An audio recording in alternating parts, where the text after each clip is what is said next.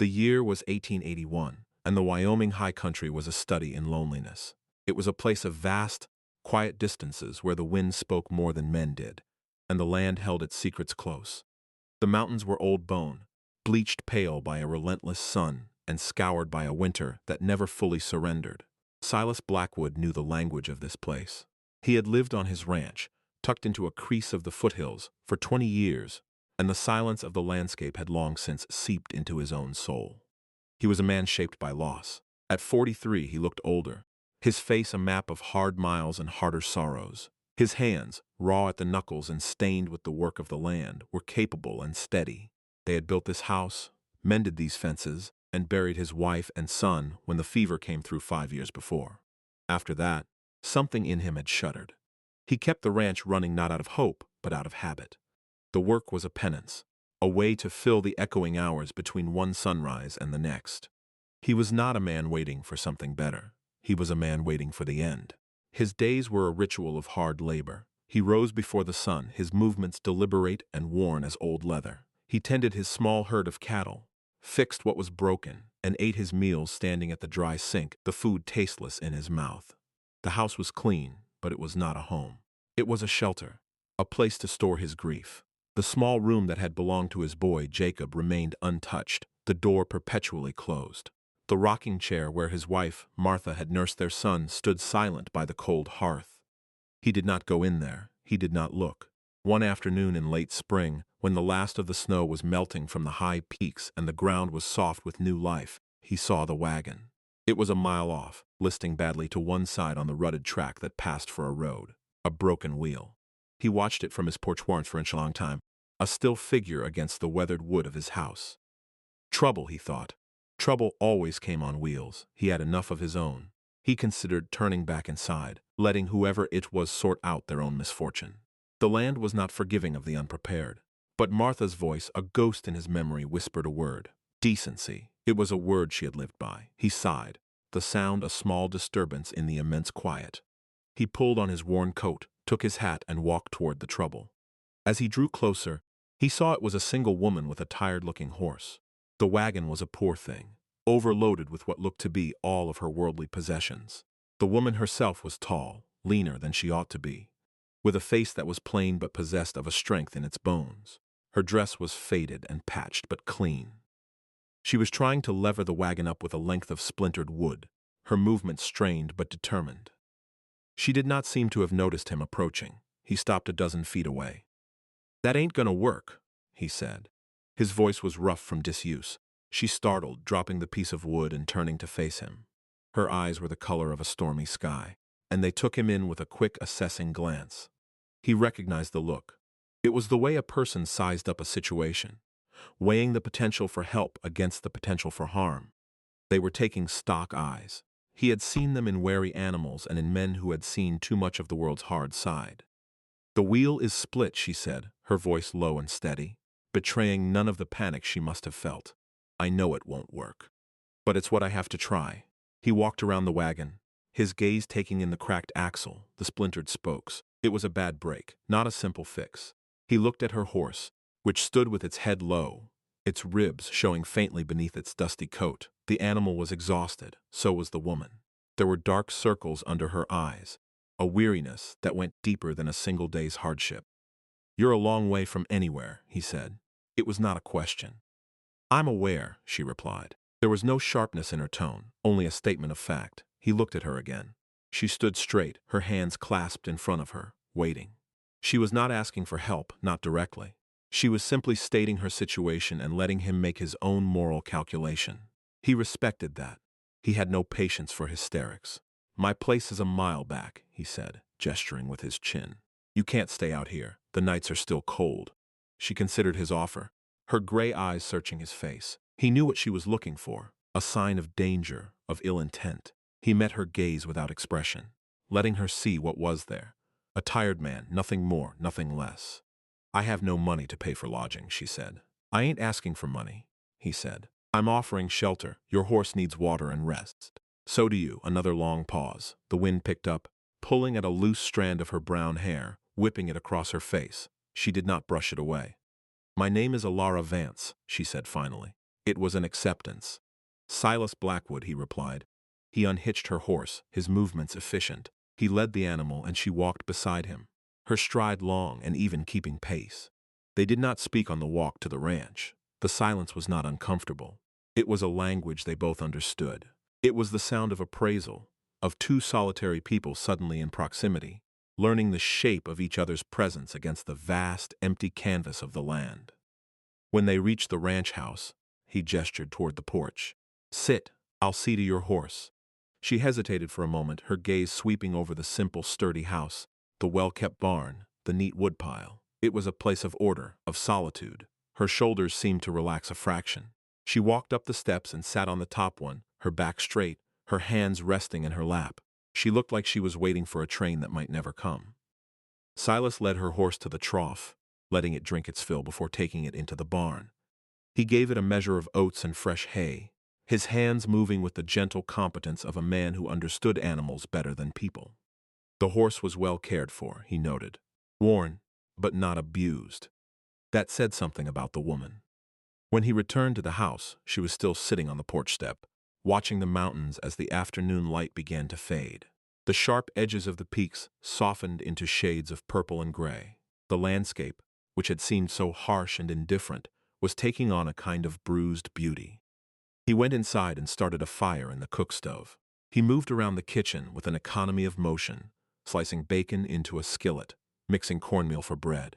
The smell of frying meat filled the quiet house. It was a domestic sound, a smell of life, and it felt alien in the space he had kept so empty for so long. He felt a strange unease, a disruption to the careful numbness he had cultivated.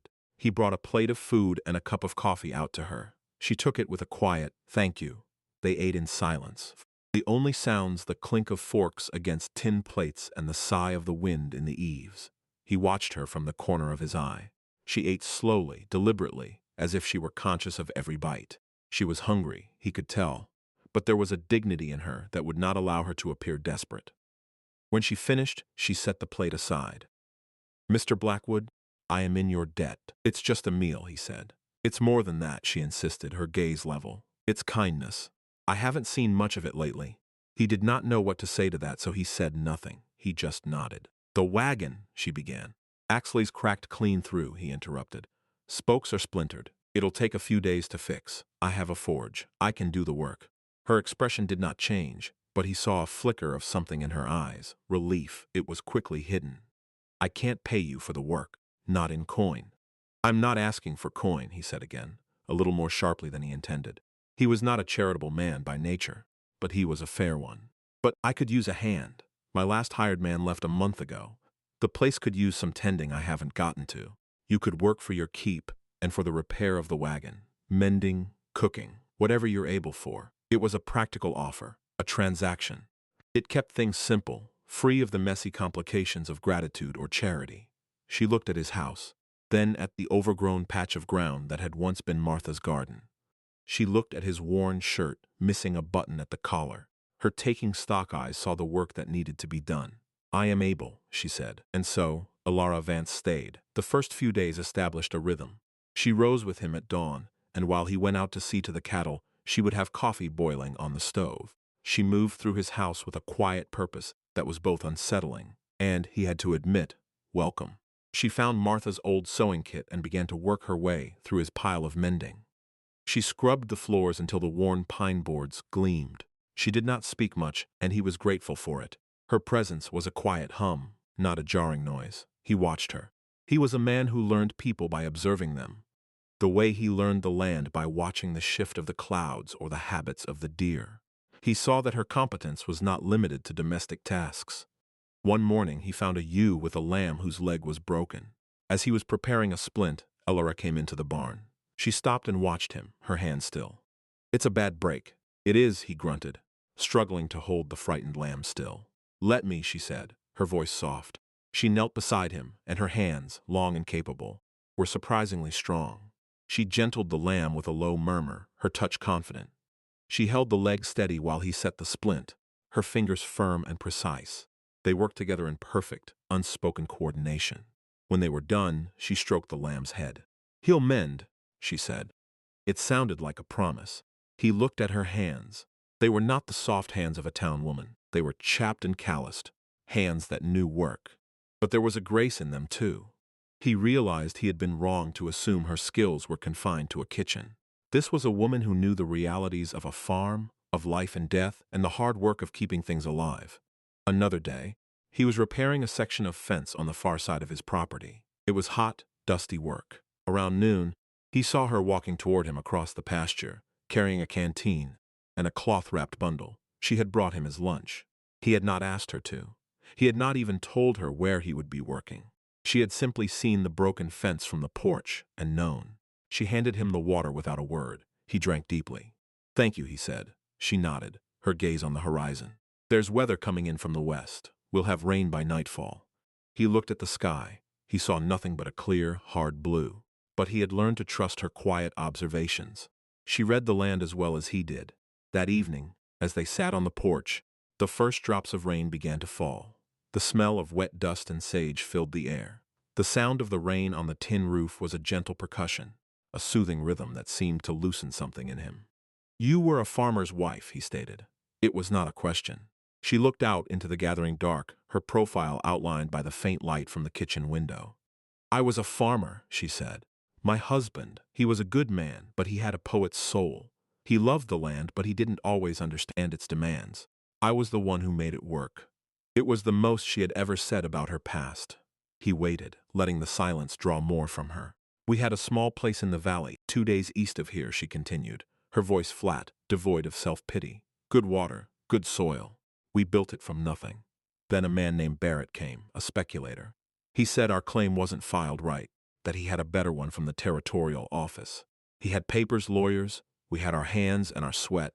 It wasn't enough." She fell silent. The rain was steady now. "We lost everything," she said. "The land, the house, the stock. My husband, it broke him. He fell ill that winter. There was nothing I could do." Grief doesn't leave, he thought. It just learns to share the house. He found himself speaking, the words coming out before he had fully formed them. "I lost my wife, my son, fever 5 years ago." He had not spoken their names aloud to another soul in all that time. The admission hung in the damp air between them, a fragile, heavy thing. She turned her head and looked at him. Her gray eyes were filled with a deep, sorrowful understanding. She did not offer condolences or empty platitudes. She simply saw his pain and acknowledged it with her own. It was a communion of the lost, a shared language of survival. In that moment she ceased to be a stranger he was helping. She became a person, a woman named Alara, who knew how to set a splint and read the sky and carry a grief as heavy as his own. The days turned into weeks. Silas finished repairing her wagon, forging a new axle spindle and carefully fitting new spokes into the wheel. It was a good, strong repair. The wagon was ready. But neither of them mentioned it. The fiction of her temporary stay had become a comfortable reality. Alara had transformed the place. There were curtains in the windows now, made from old flour sacks she had bleached and stitched. The garden was cleared and planted with neat rows of beans and squash. The house smelled of baking bread and drying herbs. It was starting to feel like a home again, and the thought terrified him as much as it comforted him. He was not a man who was meant for comfort. Comfort was a prelude to loss. Yet he found himself looking for her as he went about his day. He would see her out in the garden, her back to him, and a strange stillness would come over him. He started taking his meals at the table, instead of standing at the sink. They would eat in their usual quiet, but the silence was different now. It was not empty. It was full of unspoken thoughts, of a shared history that was growing with each passing day. He learned the small gestures of her presence, the way she tucked a stray hair behind her ear when she was concentrating, the faint hum that escaped her lips when she was weeding the garden, the steadiness of her hands as she kneaded dough. One evening he came in from the barn and found she had taken his father's old saddle down from its peg. It was covered in years of dust and neglect. She was sitting on the floor with a rag and a tin of saddle soap, carefully, methodically, cleaning the old, cracked leather. He had not touched that saddle since his father died. He stopped in the doorway, his throat tight. "What are you doing?" She looked up, her expression calm. "It's a good saddle, ashamed to let it rot." He watched as she worked the soap into the leather with her bare hands, her movements gentle and restorative. She was not just cleaning an object. She was tending to a memory. She was bringing something forgotten back to life, just as she was doing with his house, with him. He turned and walked away without another word. He went to the porch and stood looking out at the mountains, his heart a confusion of gratitude and fear. He had built his walls so high, and this quiet, capable woman was dismantling them brick by brick without ever seeming to try. The town was a day's ride away. They went once a month for supplies. It was a dusty collection of false-fronted buildings, a place of gossip and judgment. Silas had always kept to himself, conducting his business and leaving as quickly as possible. The townspeople knew him as the grieving rancher from the high country, a man best left alone. On their third trip together, the trouble that had brought Elara to him finally caught up. They were in the general store when the door swung open and a man walked in. He was well dressed in a city suit, his face fleshy and his eyes small and greedy. Silas recognized the type instantly, a man who profited from the misfortunes of others. The man's eyes scanned the store and landed on Elara. A slow, cruel smile spread across his face. "Well, well," he said, his voice loud enough for everyone to hear. "If it isn't the widow Vance, I heard you'd run off. Didn't think you'd land this far out in the dirt." Elara froze, her hand hovering over a bolt of calico. The color drained from her face, leaving it ashen. Silas saw her spine stiffen, her shoulders square. "Mr. Barrett," she said, her voice a low, tight thread. Barrett laughed, a wet, unpleasant sound. "Still calling me mister? I think after all we've been through, you could be a little more familiar." He took a step toward her. "Folks," he announced to the silent store, "be careful around this one. She's got a troubled mind. Lost her husband and her land, and it addled her something fierce, not right in the head." The storekeeper stopped polishing the counter. A woman buying flour clutched her son's shoulder.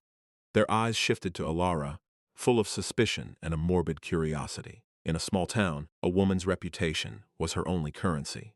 Barrett was methodically robbing her of it. Silas had been standing by the back wall, watching. He saw the tremor in Elara's hand as she lowered it to her side. He saw the desperate fight in her eyes to maintain her composure.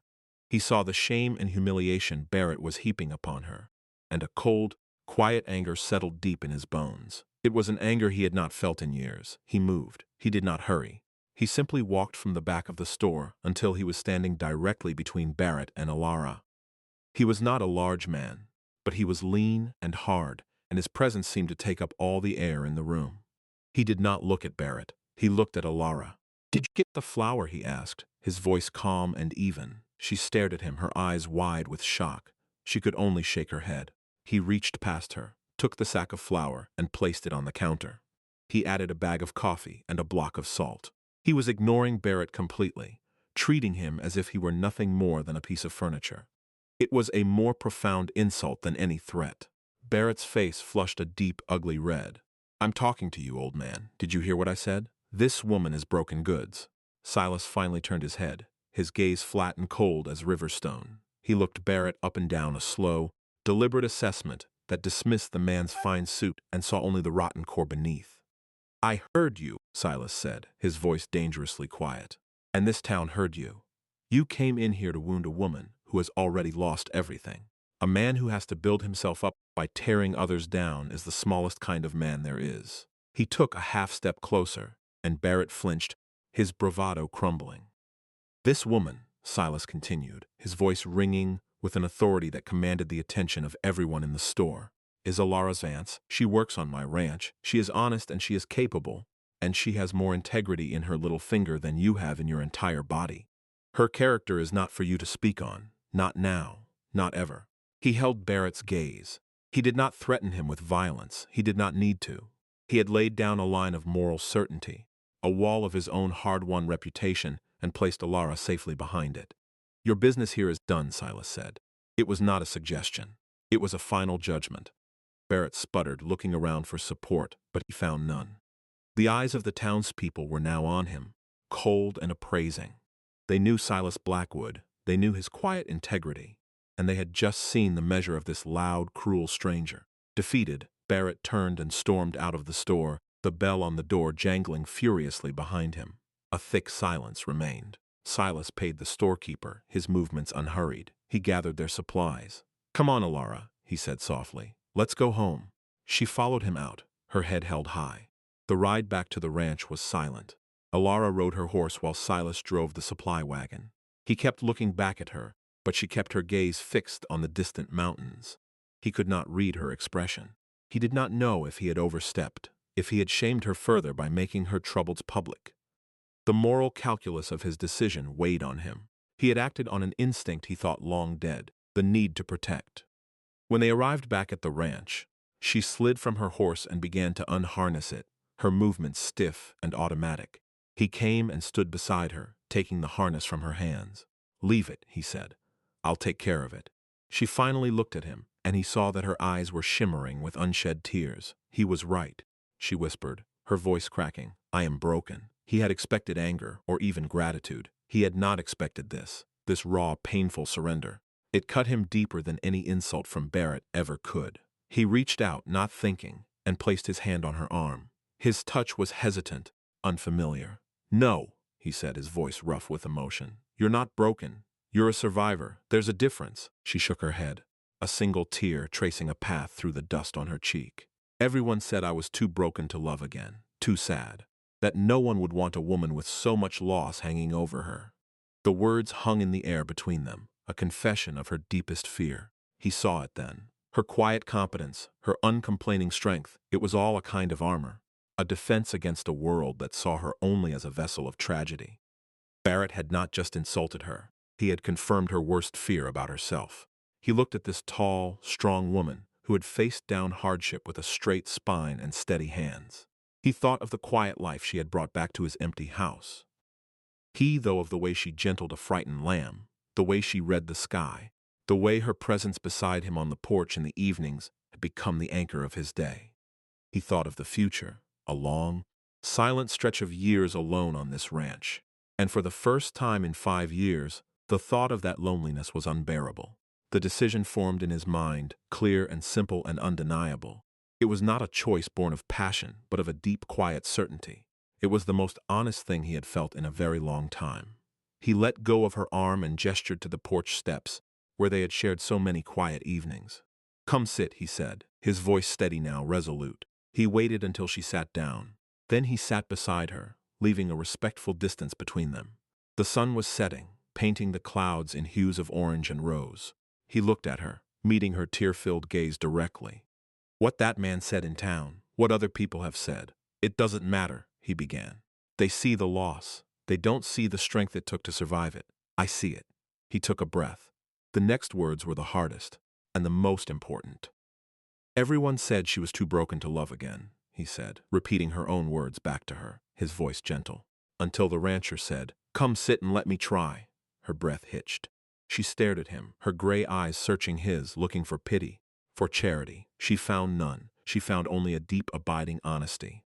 "This is not a proposal made from pity, Alara," he said, as if reading her mind. "It's a proposal made from need. This ranch needs a woman's hand. This house needs a life in it. And I've found I need a partner, not just a hired hand. Someone to share the work and the quiet, someone to stand with against whatever comes." He gestured out at the vast, beautiful, lonely landscape. "I can offer you half of all of this. It's not much. It's a hard life, but it's an honest one, and it would be a home. Our home, if you'll have it." He fell silent, having said more than he had in the past 5 years combined. He had laid his heart bare, in the only practical, honest way he knew how. He waited for her answer, his own heart beating a slow, heavy rhythm in his chest. Alara looked away from him, toward the garden she had planted, its green shoots pushing up through the dark earth. She looked at the barn he kept in meticulous repair. She looked at the solid, simple house that had given her shelter. And she looked at the man beside her, a man as worn and as resilient as the land itself. A man who had seen her not as a tragedy, but as a survivor. A man who had defended her honor not with fists, but with his own good name. A man who was not offering grand romance, but something far more precious. A place to stop running. A place to put down roots. A partnership built on mutual respect and shared sorrow. A slow smile touched her lips, the first genuine smile he had ever seen from her. It transformed her face, chasing away the shadows. Color came into her cheeks slowly, like a lamp being turned up. She turned back to him, her eyes clear now. "Silas Blackwood," she said, her voice steady and sure. "I think I would want that very much." 2 years passed. The ranch thrived, the herd grew, and the garden expanded. The house was no longer just a shelter. It was a home, filled with the scent of baking bread, the warmth of a constant fire in the hearth, and the sound of quiet conversation. They had married a month after his proposal, in a simple ceremony at the town courthouse. The storekeeper and his wife stood as their witnesses. The town, having seen the measure of both Silas and Alara, had accepted their union with a quiet approval. Barrett was never seen in those parts again. Life was not easy. There were droughts and hard winters, sickness and setbacks. But they faced it all together. They were a team, their strengths and weaknesses complementing each other perfectly. He was the steady rock, the unyielding force against the harshness of the land. She was the quiet nurturer, the one who could coax life from the stubborn soil and mend whatever was broken, be it a fence, a lamb's leg, or a man's grieving heart. One summer evening, they stood on the porch, watching the sun dip below the mountains. The sky was a riot of color, a spectacle of impossible beauty. A small boy of about 6, with Silas's dark hair and Alara's serious gray eyes, played in the yard, chasing fireflies with a mason jar. They had found him at an orphanage in Cheyenne, a quiet boy who had lost his own family and had brought him home. They had named him Jacob. It was Alara's idea, a way of honoring the past without being trapped by it. Silas reached over and took her hand. Her fingers curled around his, a familiar, comforting weight. The years had softened the hard lines around his eyes. The haunted look was gone, replaced by a quiet contentment. Alara leaned her head against his shoulder, her weariness replaced by a deep, settled peace. "It's a good life," she said softly. "It is," he agreed. They stood there for a long time, watching their son, listening to the crickets start their evening song. They did not need to speak of how far they had come. They did not need to recount the pain that had led them to this place. It was all there, in the comfortable silence between them, in the shared warmth of their joined hands, in the sight of new life playing in the yard of the home they had built together. The greatest things are not found in the grand gestures, but in the quiet spaces. They are built, not discovered. They are forged in the fires of shared hardship and cooled by the waters of steady, practical love. There is a kind of courage that does not roar. It is the quiet resolve to plant a garden in a lonely place, to mend a coat that is not your own, to stand for someone when the world seeks to tear them down. It is the courage to look at another broken soul and see not the damage, but the strength of the survivor. It is the courage to say, simply, "Come sit, let me try." For in the trying, in the slow and patient work of building a life together, two broken halves can become something new, something whole, something called home.